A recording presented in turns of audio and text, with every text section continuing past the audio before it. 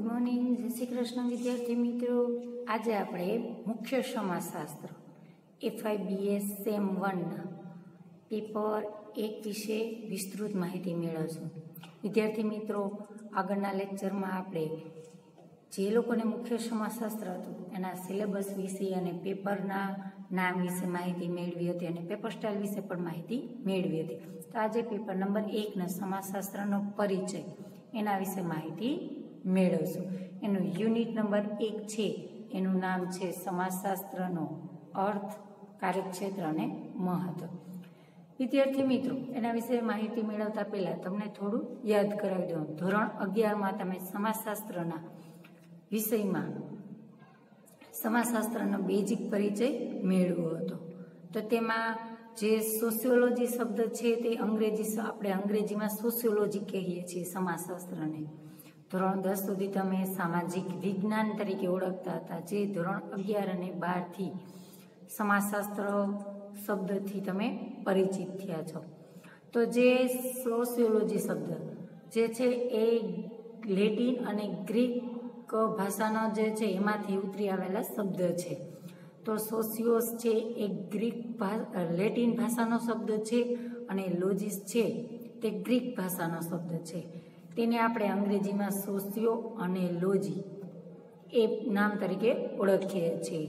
સોશિયોને આપણે અંગ્રેજીમાં ગુજરાતીમાં કહીએ, ગુજરાતી ભાષાનો અર્થ એનો એવો થાય છે કે સમાજ સાથે સંકળાયેલો, અને લોજીનો શબ્દ થાય છે નું જ્ઞાન મેળવવું અથવા તો નો અભ્યાસ કરવો, એવું થાય છે. તેના વિશે તમને વધારે ખ્યાલ તો હશે, તમે ભણ્યા એટલે, પણ તમને થોડું યાદ કરાવી દઉં. તો હવે આજે આપણે યુનિટ નંબર 1માં છે સમાસશાસ્ત્રનો પરિચય, સમાસશાસ્ત્રની વ્યાખ્યા, સમાસશાસ્ત્રનું કાર્યક્ષેત્ર અને સમાસશાસ્ત્રનું મહત્વ, એના વિશે માહિતી મેળવવાની છે. તો વિદ્યાર્થી મિત્રો, આજે એના વિશે થોડો આપણે પરિચય મેળવશું, તેના વિશે થોડું જ્ઞાન મેળવશું. તો દરેક વિજ્ઞાન છે તેનું ચોક્કસ વિષય વસ્તુ હોય, કોઈને કોઈ વિજ્ઞાન હોય છે એનું સીમા એટલે કે એનું કાર્યક્ષેત્ર નિશ્ચિત કરેલું હોય, તે કાર્યક્ષેત્રની અંદર રહી અને તે અભ્યાસ કરે છે. જોકે સમાજશાસ્ત્ર છે તે સમાજની સમસ્યાઓ, સમાજ વિશેનું જ્ઞાન, સમાજના જીવન વિશેનું જ્ઞાન મેળવતું, સમાજના રહેતા માનવી વિશેનું જ્ઞાન મેળવતો સબ્જેક્ટ છે. બીજું કે તેના ઘણા બધા પર્યાય શબ્દ છે, ઘણા બધા સમાનાર્થી શબ્દ છે, એના વિશે વપરાય છે. જે વિષય વસ્તુના તો કે વિષય ક્ષેત્ર તરીકે ઓળખાય છે, વિષય સામગ્રી, અભ્યાસ ક્ષેત્ર, કાર્યક્ષેત્ર, અભ્યાસ વસ્તુ, અભ્યાસ સામગ્રી, આવા ઘણા બધા શબ્દોથી છે તે અર્થ સૂચવવામાં આવે છે. વિદ્યાર્થી મિત્રો, આ પ્રશ્ન છે એ પૂછાય એવો છે, જે સમાજશાસ્ત્રનું કાર્યક્ષેત્ર, અને તે મોસ્ટ આઈએમપી પણ છે, અને તેને અલગ અલગ નામોથી, કોઈ પણ નામથી પૂછવામાં આવે પણ એક જ તે ક્વેશ્ચન છે કે તે એક જ પ્રશ્ન છે, એવું સમજવાનું. વિજ્ઞાનના ક્ષેત્રમાં જે ઘટનાઓનો અભ્યાસ કરતા આવતો હોય તેને બધી ઘટનાઓનો તે વિજ્ઞાનનું વિષય વસ્તુ કહેવામાં આવે છે. દરેક વિજ્ઞાન છે અમુક ચોક્કસ ઘટનાઓ છે એનો અભ્યાસ કરે છે, અને આ ક્ષેત્રમાં જે ઘટનાઓનો અભ્યાસ કરવામાં આવે છે તે ઘટનાઓને વિજ્ઞાનનું વિષય વસ્તુ કહેવામાં આવે છે. બીજું કે અન્ય વિજ્ઞાનોની જેમ સમાજશાસ્ત્રને પણ પોતાનું જે છે વિષય વસ્તુ કહે, કાર્યક્ષેત્ર કહે, અભ્યાસ ક્ષેત્ર કહે, તે પોતાનું છે તેમાં રહી અને તેનો અભ્યાસ કરે છે. અને માનવ સમાજને લગતી કોઈ પણ ઘટનાઓનો અભ્યાસ તે કરે છે, તે ઘટનાઓ કઈ કઈ સમાજમાં બને છે તે બધી વિષય વસ્તુમાં સમાવેશ કરવામાં આવે છે. અને તેના વિશે સમજણ મેળવવા માટે સમાજશાસ્ત્રની વ્યાખ્યા આપણે સમજવી જરૂરી છે કે કોઈ પણ વિષય છે એ પોતાના કાર્યક્ષેત્રમાં રહી અને એનો અભ્યાસ કરે છે, અને તેના વિષય વસ્તુ વિશે પણ સ્પષ્ટ આપણે વ્યાખ્યા મેળવશું, પછી એના કાર્યક્ષેત્ર વિશે માહિતી મેળવશું. હવે સમાજશાસ્ત્રનો વ્યાખ્યા અને અર્થ. સમાજશાસ્ત્રનો અર્થ અને વિષય વસ્તુ વિશે આપણે સમજણ મેળવવા માટે સમાજશાસ્ત્રની વ્યાખ્યા તપાસવી ખૂબ જ જરૂરી છે. કે જુદા જુદા સમાજશાસ્ત્રીઓ પોતાના મંતવ્યો કે પોતાના જે છે અભ્યાસ કરેલા સંશોધનો પરથી પોતાની વ્યાખ્યા સ્પષ્ટ કરેલી હોય છે.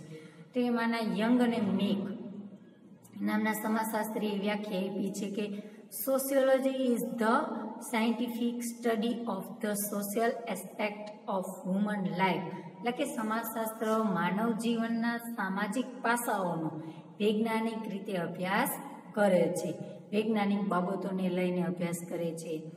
તે વિભિન્ન ઘણા બધા જૂથો છે. સમાજ આવડો મોટો છે, તેમાં ઘણા બધા જૂથો છે, એકબીજા સાથે સંબંધ ધરાવતા હોય અને તે જૂથો છે કઈ રીતે કાર્ય કરે છે અને તે સામાજિક જીવન કહેવામાં આવે છે.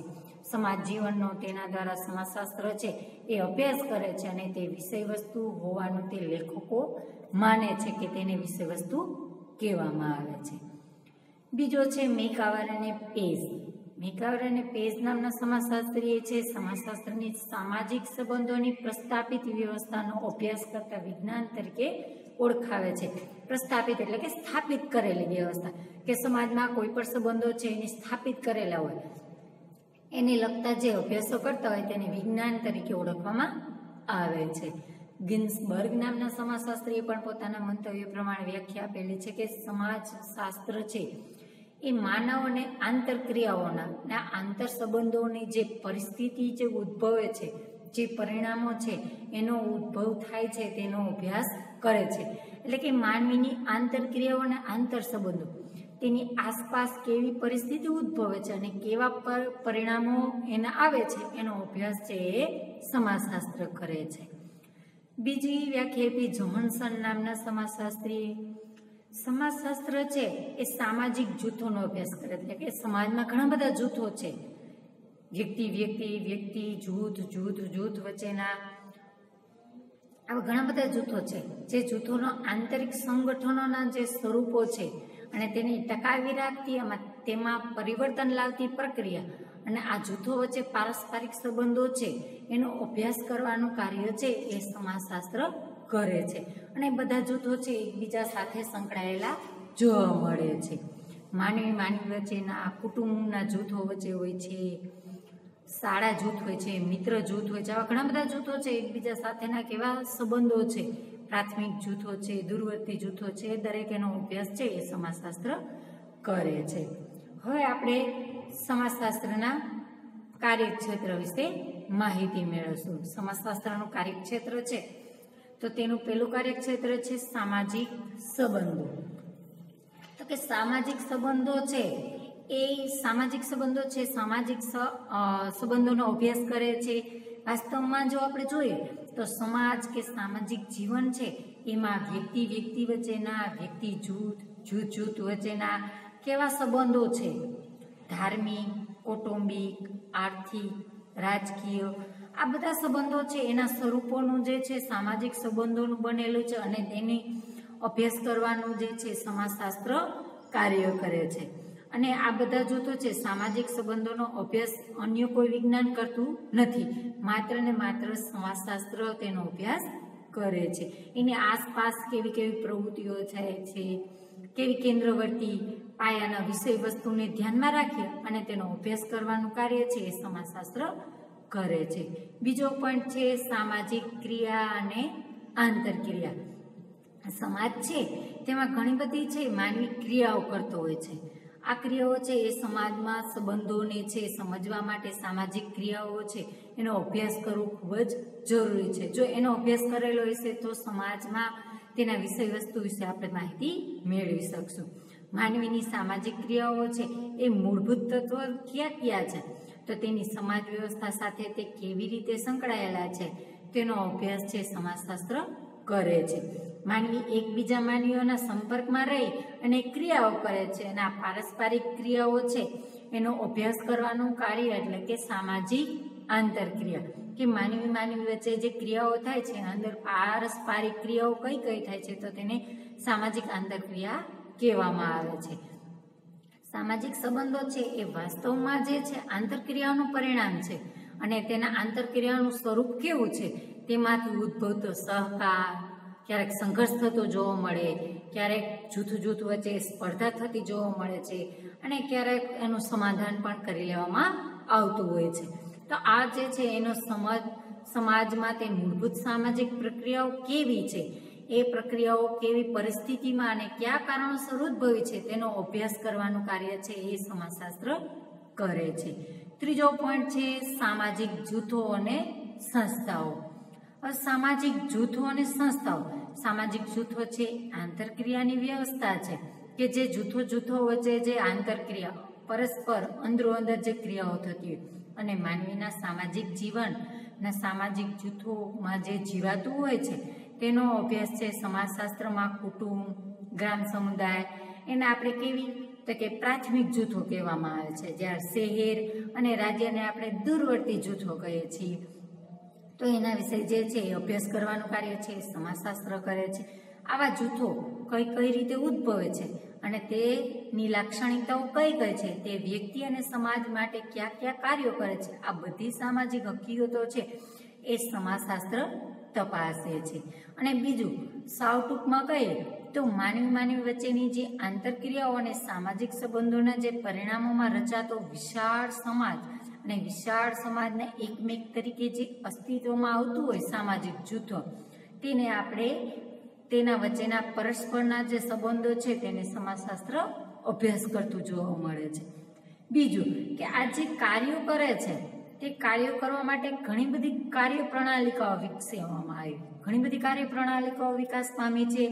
તે કાર્યપ્રણાલિકાઓમાં જેને સામાજિક સંસ્થાઓ તરીકે પણ ઓળખવામાં આવે છે. સમાજની જે જરૂરિયાતો પૂરી પાડવા માટે જે છે મિલકત છે, કુટુંબ છે, ધર્મ છે, શિક્ષણ છે, લગ્ન છે, આ બધી રાજકીય, સામાજિક, આર્થિક આ ઘણી બધી સંસ્થાઓ જોવા મળે છે. આ બધી સંસ્થાઓ છે એની લાક્ષણિકતાઓને જો અંદર તપાસીએ તો આ બધી સંસ્થાઓ કયા કાર્યો કરે છે, કઈ સંસ્થાઓ એકબીજા સાથે સંકળાયેલી છે એનો ખ્યાલ સમાજશાસ્ત્રના અભ્યાસ દ્વારા મેળવી શકાય છે. હવે ચોથો પોઈન્ટ છે સાર્વત્રિક સામાજિક રચનાઓ અને કાર્યો. સાર્વત્રિક સામાજિક રચનાઓ અને કાર્યો. સાર્વત્રિક માનવ સમાજમાં જે છે સાર્વત્રિક સામાજિક રચનાઓ છે કઈ રીતે સમાજશાસ્ત્ર તપાસે છે. કુટુંબમાં, શાળામાં, મંદિરમાં, સરકાર દ્વારા, વ્યાપાર વાણિજ્ય દ્વારા સામાજિક રચનાઓ છે સાર્વત્રિક રીતે એકબીજા સાથે સ્વરૂપમાં જોવા મળે છે. કૌટુંબિક, શૈક્ષણિક અને ધાર્મિક આવી બધી સામાજિક રચનાઓ જો અભ્યાસ કરે છે સમાજશાસ્ત્ર દ્વારા કરવામાં આવે છે. અને માનવ સમાજના સાર્વત્રિક કાર્યોનો જે સમાજશાસ્ત્ર તપાસ કરે છે તેની જાળવણી, તેનું સમાજીકરણ, તેની ધ્યેય પ્રાપ્તિ માટેની વ્યવસ્થાની જાળવણી કરવી અને માલ સામાનની સેવાઓની જે વહેંચણી કરવી તે સાર્વત્રિક સામાજિક કાર્યોની સમાજશાસ્ત્ર દ્વારા અભ્યાસ કરવામાં આવે છે. કે બધેયનો લાભ છે આપણે સમાજશાસ્ત્રના કાર્યક્ષેત્રમાં રહી અને મેળવી શકીએ છીએ.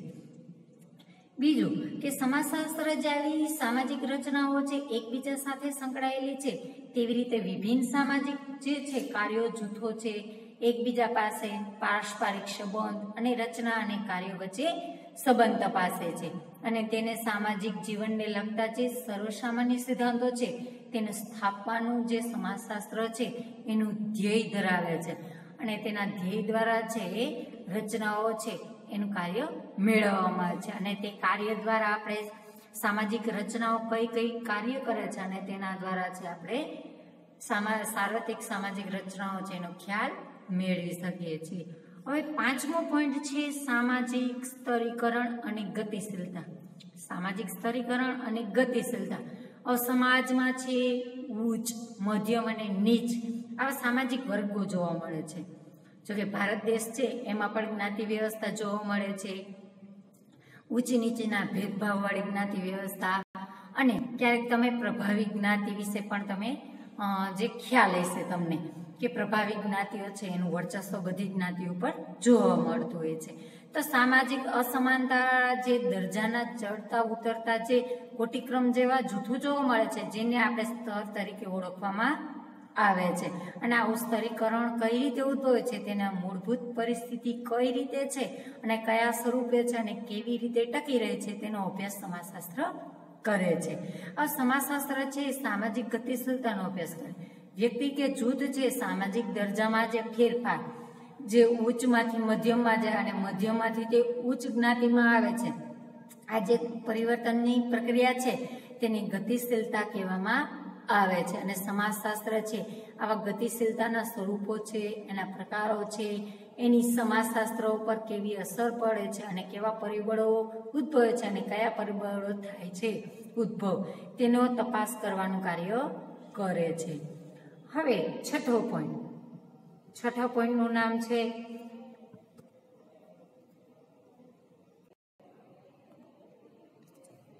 સામાજિક નિયંત્રણ. સામાજિક નિયંત્રણ એટલે કે સમાજમાં જે સમાજની રચના કઈ રીતે ટકી રહે છે તેના માટેનો અભ્યાસ છે એ સમાજશાસ્ત્ર કરે છે. સમાજને ટકાવી રાખવાની પ્રક્રિયાને સામાજિક નિયંત્રણ કહેવામાં આવે છે. કે તે સાર્વત્રિક ઘટનાઓ, સમાજના દરેક કેટલી બધી ઘટનાઓ થાય તે બધી ઘટનાઓ ઉપર જે નિયંત્રણનું કાર્ય છે સમાજશાસ્ત્ર દ્વારા કરવામાં આવે છે. પ્રત્યેક સામાજિક પરિસ્થિતિ છે એ વ્યક્તિ કઈ રીતે વર્તવું અને કયા નિયમો છે એ ઘડવામાં આવ્યા છે એ નિયમોને આધારિત રહી અને સામાજિક જીવન જીવવામાં આવતું હોય છે. આવા નિયમોને સામાજિક ધોરણ કહેવામાં આવે છે. ધર્મના નિયમો હોય છે, રૂઢિના હોય છે, રાજ્યના કાયદાઓ હોય છે, નીતિ હોય છે, રિવાજો હોય છે, અમુક ફેશનો હોય છે. આ બધા સામાજિક ધોરણો કહેવામાં આવે છે. આપણે આ સામાજિક ધોરણો એટલે કે કાયદા કાનૂનો જે છે એના ભંગ બદલ આપણે શિક્ષા પદ્ધતિ હોય છે. દાખલા તરીકે સ્કૂલમાં જો તમે જે નીતિ નિયમો પાડેલા હોય એનાથી વિરુદ્ધમાં અથવા તો નિયમોનું પાલન ના કરો તો તમને શિક્ષા પદ્ધતિ આપવામાં આવે. તો એવી જ રીતના સમાજ પણ એને શિક્ષા આપવામાં આવે. સમાજશાસ્ત્ર દ્વારા પણ સમાજમાં રહેતી વ્યક્તિને શિક્ષા આપવામાં આવે છે કે શિક્ષા પદ્ધતિનો ઉપયોગ કરવામાં આવે છે. આવા સમાજશાસ્ત્ર આવા ધોરણોનું સ્વરૂપ છે એ શિક્ષા પદ્ધતિ તથા તેનું વ્યક્તિત્વમાં કઈ રીતે સિદ્ધાંતિકરણ થાય છે તે પ્રક્રિયાઓનો અભ્યાસ કરે છે. અને આવા સમાજના ધોરણોથી જે વિરુદ્ધનું વર્તન કરતી હોય છે અને તેને અટકાવવા માટે પણ ઘણા બધા જે શિક્ષા પદ્ધતિ કે એને અટકાવવા માટેનું પાલન કરવા માટેના ઘણા બધા કાયદા કાનૂનો વિકસાવેલા હોય છે અને એ પ્રક્રિયાઓનું જે છે એ સમાજશાસ્ત્ર અભ્યાસ કરે છે. હવે 7મો પોઈન્ટ છે વ્યક્તિત્વ અને સમાજીકરણ. વ્યક્તિત્વ સામાજિક ક્રિયા કરનાર વ્યક્તિ સામાજિક જીવનનું પ્રાથમિક એકમ ગણાય છે. આથી વ્યક્તિના વ્યક્તિત્વનો અભ્યાસ છે એ સમાજશાસ્ત્ર માટે ખૂબ જ જરૂરી ગણાય છે.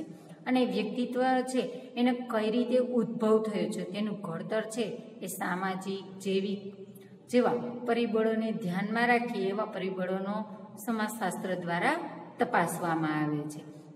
બીજી રીતે કહીએ તો કે સમાજની રચનાને છે એ ટકાવી રાખવા માટે સમાજના સાર્વત્રિક કાર્ય જે છે એને કાર્યક્ષમા ગણી અને એનું સમાજીકરણ કરવાની પ્રક્રિયાને આપણે સમાજશાસ્ત્ર અભ્યાસ કરે છે. એટલે કે બાળક જન્મે છે ત્યારથી આપણે મૃત્યુ પામી ત્યાર સુધીની જે આપણા વર્તનો હોય છે એનું સામાજીકરણ કહીએ છીએ.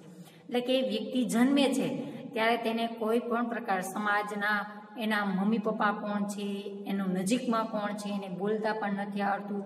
આ પ્રક્રિયા જે છે એ એનું બાળક છે ને હાલતા ચાલતા એના સંસ્કારો આ દરેક એનું જે છે એ સામાજીકરણ કરવામાં આવે છે અને તે સમાજશાસ્ત્રને આભારી બને છે કે સમાજને આભારી બને છે. આ પ્રક્રિયા દ્વારા જે છે વ્યક્તિ સમાજ વચ્ચે છે સંબંધ સ્થાપિત થાય છે અને આ સંબંધ સ્થાપિત થાય એના દ્વારા વ્યક્તિ છે એનો પારસ્પરિક સંબંધ જે છે એ સ્થપાય છે અને સમાજમાં તેનું સામાજીકરણ થતું જોવા મળે છે અને તે બધી સંસ્થાઓમાં તે ફાળો પણ આપતો થાય છે. બીજું છે સંસ્કૃતિ. સંસ્કૃતિ એટલે કે માનવ મનનું ખેડાણ. એટલે કે સંસ્કૃતિમાં ભાષા, ધર્મ, તત્વજ્ઞાન, વિચારસરણી, કળા, સંગીત આ બધી સંસ્કૃતિના તત્વો છે.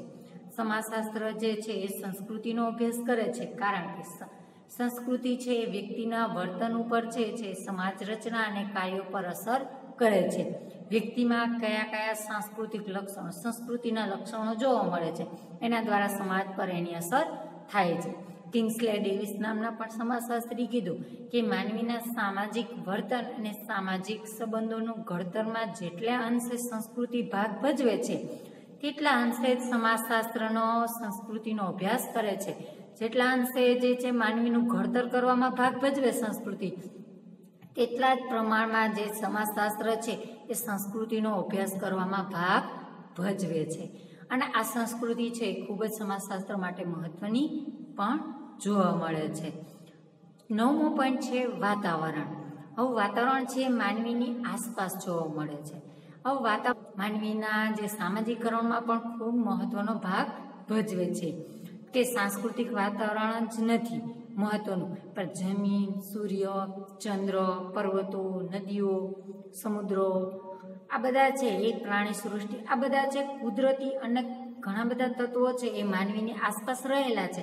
આ બધા તત્વો ભૌગોલિક વાતાવરણ કહેવામાં આવે છે અને તે માનવીના વર્તન ઉપર, માનવીના વ્યક્તિત્વ ઉપર ભાગ ભજવે છે. માનવીનો ધર્મ, ખોરાક, પોશાક, લગ્ન, રાજ્ય ઉપર આ દરેક સંસ્થાઓ છે એના ઉપર તેના રિવાજોની અસર પડે છે. દાખલા તરીકે આપણે ઉનાળામાં શિયાળાના કપડાં ન પહેરીએ તો તે કેવું કહેવાય? તો એ વાતાવરણ ભાગ ભજવેલો કહેવાય. હવે દાખલા તરીકે કાશ્મીરમાં જે છે ઠંડીનું પ્રમાણ વધારે છે તો ત્યાં ગરમ કપડાં પહેરવામાં આવે તો તે પણ આપણા કપડા ઉપર અસર કરે છે. તો આવી રીતના વાતાવરણ છે એ માનવીના જે છે જીવન પર, સામાજિક જીવન પર ભૌગોલિક વાતાવરણ દ્વારા ઘણી બધી અસર થતી જોવા મળે છે. તેનો અભ્યાસ છે એ સમાજશાસ્ત્ર દ્વારા કરવામાં આવે છે. હવે છે સામાજિક પરિવર્તન. 10મો પોઈન્ટ છે સામાજિક પરિવર્તન. હવે સમાજના વિભિન્ન જૂથો છે, સંસ્થાઓ છે, તેની રચના અને કાર્યોમાં ઘણા બધા પરિવર્તનો આવે છે. તેને આપણે સામાજિક પરિવર્તન કહેવામાં આવે છે. સમાજ સ્થિર નથી પરંતુ કેવો છે? પરિવર્તનશીલ. જો સમાજ પરિવર્તનશીલ હશે તો જ સમાજનો વિકાસ થશે. અને સમાજ જે છે પરિવર્તનશીલ છે એના કયા કયા પરિબળો અવરોધે છે? સમાજમાં જે છે એ પરિવર્તન માટે કયા કયા પરિબળો જવાબદાર છે? સામાજિક પરિવર્તનને કયા કયા પરિબળો અવરોધે છે એ તપાસવાનું કામ છે સમાજશાસ્ત્ર દ્વારા કરવામાં આવે છે કે સમાજશાસ્ત્ર તે તપાસે છે. સમાજમાં જે પરિવર્તનનું સ્વરૂપ છે કઈ દિશામાં થાય છે અને તેના જવાબદાર પરિબળો અને એના માટે કયા કયા અવરોધક પરિબળો બને છે તેના પ્રકારોનો અભ્યાસ છે સમાજશાસ્ત્ર છે એના દ્વારા ભાવિ કથન દ્વારા કરવામાં આવે છે કે પહેલેથી છે એની જે છે ભવિષ્ય કે વાણી આપવામાં આવતી હોય છે કે સમાજ કઈ દિશામાં છે એ પરિવર્તન થશે. 11મો પોઈન્ટ છે સામાજિક સમસ્યાઓ. હવે સમાજમાં છે સામાજિક પરિવર્તન આવવાથી ઘણી બધી સમસ્યાઓ છે ઉદ્ભવે છે, એટલે કે વિઘટનનો ઉદ્ભવ થાય છે. સમાજમાં ગુનાખોરી છે, બેકારી છે, બાળ અપરાધ છે, વેશ્યા વ્યવસ્થા છે, આત્મહત્યા છે, મદ્યપાન, વિદ્યાર્થીઓમાં અસંતોષ, અસ્પૃશ્યતા, આવી ઘણી બધી સમસ્યાઓ છે એનો ઉદ્ભવ થતો જોવા મળે. આ બધી સમસ્યાઓ કેવા સ્વરૂપની છે, ક્યાં ઉદ્ભવ થવા માટેના કયા કયા કારણો જવાબદાર છે તેના ઉપર જે છે અભ્યાસ કરવાનું કાર્ય કે સમાજ જીવન ઉપર તેની અસર કઈ થઈ છે, આ સમસ્યાઓ વચ્ચેનો જે સંબંધ તપાસવાનું કામ છે એ સમાજશાસ્ત્ર દ્વારા કરવામાં છે અને સમાજશાસ્ત્ર તેનો ઊંડાણપૂર્વક અભ્યાસ કરી અને એના વિશે માહિતી આપવાનું કામ કરે છે. થેન્ક યુ વિદ્યાર્થી મિત્રો.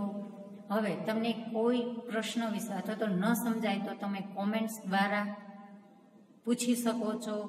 અને હવે પછીનો મહત્વનો પ્રશ્ન કે સમાજશાસ્ત્રનું મહત્વ એના વિશેનો આ પછીના લેક્ચરમાં મૂકવામાં આવશે.